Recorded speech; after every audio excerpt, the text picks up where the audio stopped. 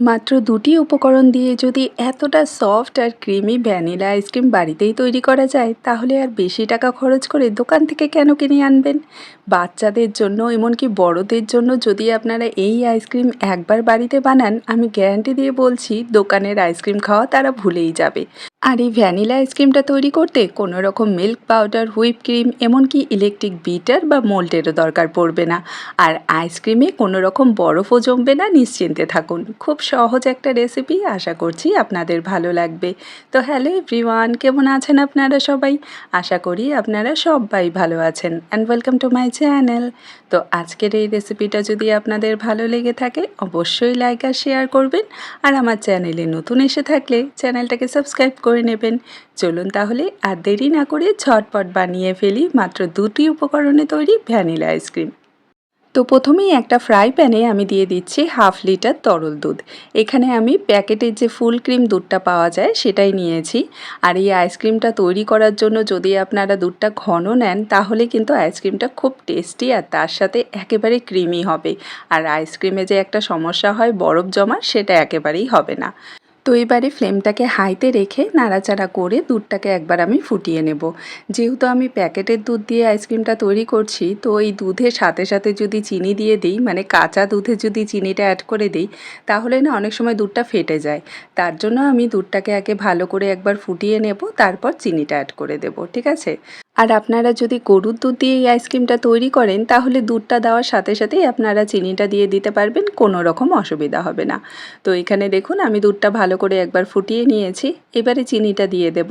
তো এখানে আমি 1/2 কাপ চিনি দিয়ে দিচ্ছি। মিষ্টিটা অবশ্যই আপনারা নিজেদের স্বাদ মতো কম বেশি করে নিতে পারবেন। আর এখানে একটা জিনিস অবশ্যই খেয়াল রাখবেন, খুব বেশি যদি আইসক্রিমে আপনারা মিষ্টি অ্যাড করে ফেলেন, সেক্ষেত্রেও কিন্তু আইসক্রিমটা ভালো করে জমতে চায় না, একটু জল জল ভাব থেকে যায়। তাই পরিমাণটা অবশ্যই খেয়াল রাখবেন। তো এখন নাড়াচাড়া করে দুধটা আমাদের জাল করে নিতে হবে, আর ততক্ষণ জাল করতে হবে যতক্ষণ না এটা একেবারে ঘন হয়ে আসছে, ঠিক আছে? বেসিক্যালি আমরা এখানে ঘরোয়া পদ্ধতিতে কনডেন্স মিল্ক তৈরি করছি, যেটার রেসিপি অলরেডি আমি চ্যানেলে আগেই আপলোড করে দিয়েছি। আপনারা চাইলে রেসিপিটা দেখে নিতে পারেন, পুরো ডিটেলসে ভিডিও দেওয়া আছে। আজকে আমি একেবারে ইনস্ট্যান্ট একটা কনডেন্স মিল্ক আপনাদের বানিয়ে দেখাচ্ছি। শুধুমাত্র দুধ আর চিনি দিয়েই আপনারা এটা বানিয়ে নিতে পারবেন।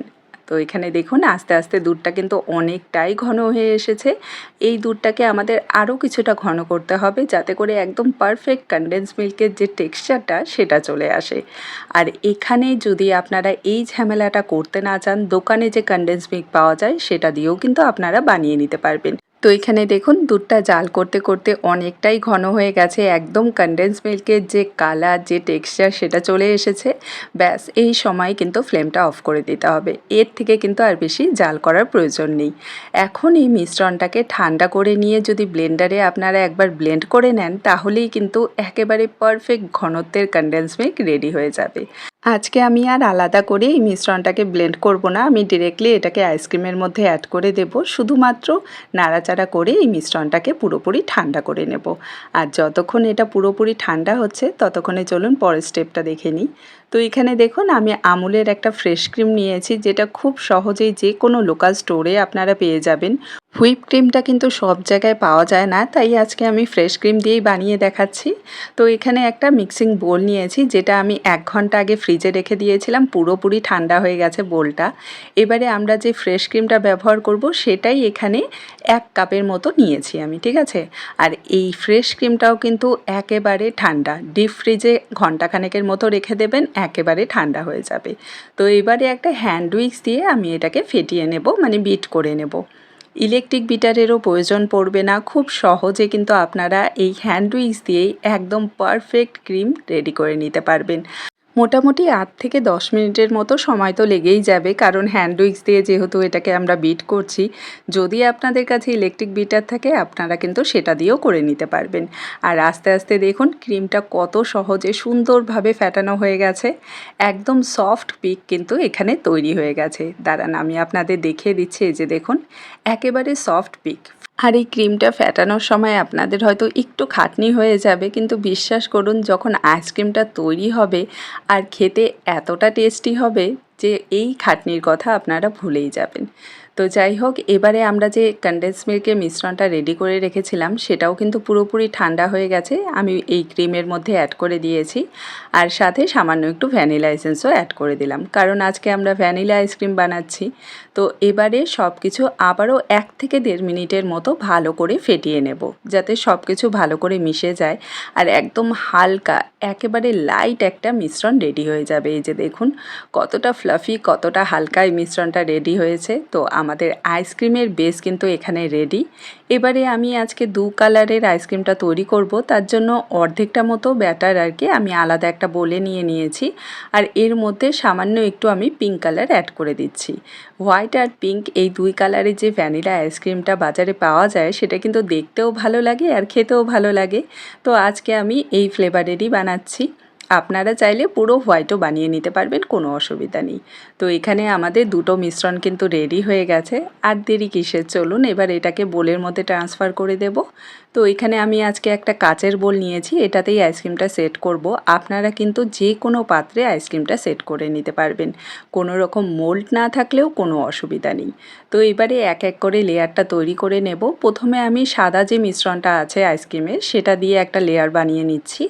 এর উপরে আমরা যে পিঙ্ক কালারের মিশ্রণটা রেডি করেছি সেটা দিয়ে আরেকটা লেয়ার তৈরি করে নেব। তো এভাবেই আমি পুরো ব্যাটারটা একটার পর একটা দিয়ে, মানে প্রথমে হোয়াইট, তারপরে পিঙ্ক, তারপরে আবার হোয়াইট, এভাবে দিয়ে পুরো ব্যাটারটা ভরে দেব বাটিতে, ঠিক আছে? তো এখানে দেখুন ভালো করে কিন্তু আমি ব্যাটারটা ছড়িয়ে দিয়েছি। এখন একটা চামচ দিয়ে আমি এভাবে একটু ডিজাইন করে দিচ্ছি, যাতে করে আইসক্রিমটা যখন আমরা স্কুপ আউট করব তখন দেখতে অসম্ভব সুন্দর লাগবে। আর আপনারা চাইলে এই ডিজাইনটা নাও করতে পারেন, কোনো অসুবিধা নেই। তো এবারে আমাদের আইসক্রিমে যাতে কোনো রকম বরফ না জমে তার জন্য এই কাজটা কিন্তু করতে একেবারেই ভুলবেন না। যে কোনো একটা ক্লিন র্যাপ বা বাটার পেপার যদি হাতের কাছে থাকে সেটা দিয়ে আইসক্রিমের বোলটাকে ভালো করে ঢেকে দিতে হবে। তারপর ঢাকনাটা লাগিয়ে দিয়ে মোটামুটি 7 থেকে 8 ঘন্টা মতো আমাদের এটাকে ফ্রিজারে রেখে দিতে হবে পুরোপুরি সেট হওয়ার জন্য। যদি আপনারা রাতে আইসক্রিমটা তৈরি করেন তাহলে সারা রাতের জন্য এটাকে ফ্রিজারে রেখে দেবেন, দেখবেন একদম পারফেক্টভাবে আইসক্রিম সেট হয়ে যাবে। তো এখানে আমি বোলটাকে ফ্রিজার থেকে বের করে নিয়েছি। চলুন এবার আপনাদের দেখাচ্ছি যে কতটা সুন্দরভাবে এই আইসক্রিমটা সেট হয়েছে। এই যে দেখুন, সত্যি বলছি, একবার যদি এই ভ্যানিলা আইসক্রিম বাড়িতে বানান আর পরিবারের সকলকে একবার খাওয়ান, তারা আর বাইরের আইসক্রিম খেতেই যাবে না। বারবার আপনাকে এভাবেই আইসক্রিম বানাতে বলবে। খুব সহজ, মাত্র 2টি উপকরণেই তৈরি হয়ে যায় আর কতটা সুন্দরভাবে দুটো লেয়ারও বোঝা যাচ্ছে। আমি আগেও আপনাদের সাথে ভ্যানিলা আইসক্রিমের রেসিপি শেয়ার করেছিলাম, সেটা মিল্ক পাউডার দিয়ে বানিয়েছিলাম। তো আজকে একেবারে জলের মতো সহজভাবে দুটো উপকরণ দিয়ে, কনডেন্স মিল্ক আর ক্রিম, ব্যাস এই দুটো উপকরণ যদি থাকে তাহলে এতটা পারফেক্ট আইসক্রিম আপনারা বানিয়ে নিতে পারবেন আর পরিবারের সকলের সাথে এনজয় করতে পারবেন। যা গরম পড়েছে, আইসক্রিম ছাড়া কিন্তু আমাদের একেবারেই চলে না। তো এই রেসিপিটা অবশ্যই ট্রাই করে দেখতে পারেন। তো রেসিপিটি ভালো লাগলে আমাকে কমেন্টে জানাতে কিন্তু একদমই ভুলবেন না। দেখা হবে আরেকটি নতুন রেসিপি নিয়ে। ভালো থাকবেন, সুস্থ থাকবেন। Bye bye.